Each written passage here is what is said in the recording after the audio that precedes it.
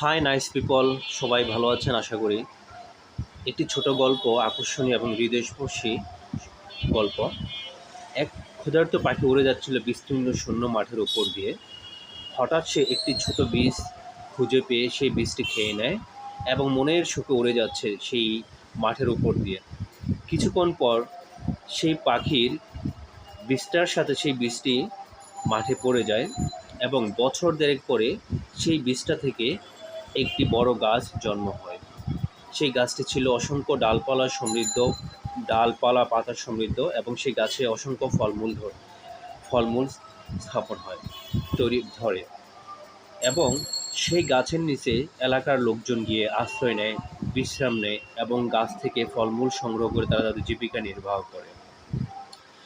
এলাকার লোকজন যখনই প্রয়োজন মনে করে তখন সেই গাছের নিচে গিয়ে আশ্রয় নেয়।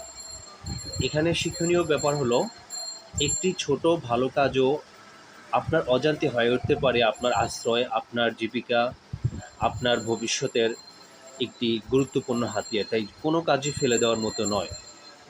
যে কোনো কাজ, আজকে যেই কাজটাকে আপনি ছোট বলে ফেলে দিচ্ছেন, সেই কাজটা আগামী দিনে আপনার বড় একটি ভবিষ্যৎ হিসেবে তৈরি হতে পারে, যা শুধু আপনার ভবিষ্যতে বলে দেবে কেমন হবে।